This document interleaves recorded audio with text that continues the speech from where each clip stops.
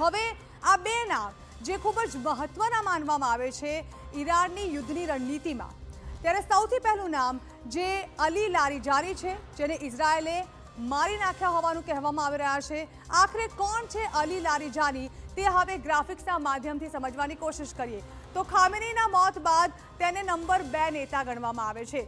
અલી લારીજાની ખૂબ જ મહત્વપૂર્ણ નેતા અને યુદ્ધના મહત્વપૂર્ણ રણનીતિકાર જે છે ઈરાન માટે તેને ગણવામાં આવે છે, જેમના મોતની પુષ્ટિ ઇઝરાયલ વારંવાર કરી રહ્યું છે. ઈરાનની રાષ્ટ્રીય સુરક્ષા પરિષદના તેઓ સચિવ છે અને જે પ્રકારે 18 દિવસથી આ યુદ્ધ ચાલી રહ્યું છે તેના તેઓ રણનીતિકાર પણ છે. યુદ્ધ રણનીતિની તમામ જવાબદારી તેઓના શિરે છે અને તેમની જ આજ્ઞાથી, તેમની સૂચનાથી આ યુદ્ધ જે છે તે ચાલી રહ્યું છે.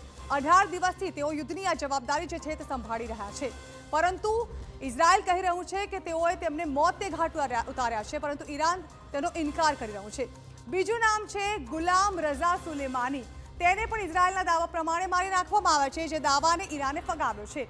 તો કોણ છે ગુલામ રઝા સુલેમાની? તો તેઓ બાસિજ દળના કમાન્ડર છે. બાસિજ દળ ખૂબ જ મહત્વપૂર્ણ દળ માનવામાં આવે છે, ત્યારે ગુલામ રઝા જે છે તેમના નિયંત્રણ હેઠળ આ દળ ચાલે છે. સરકાર વિરોધી પ્રદર્શનને કચડવામાં આ દળની મહત્વની ભૂમિકા રહી છે, જેને લીડ કરી રહ્યા છે ગુલામ રઝા સુલેમાની. બાસિજ દળ આંતરિક સુરક્ષા માળખામાં સૌથી મહત્વનું દળ જે છે તે ઈરાન માટે ગણવામાં આવે છે. બાસિજ દળ એક અત્યંત શક્તિશાળી અને નિર્ણાયક હિસ્સો છે જે ગુલામ રઝા સુલેમાનીના નિયંત્રણ હેઠળ ચાલી રહ્યો છે. ત્યારે તેમના પણ મોતના સમાચાર ઇઝરાયલ દ્વારા આપવામાં આવ્યા છે, પરંતુ ઈરાન આ બંને બાબતોને લગાતાર ફગાવી રહ્યું છે.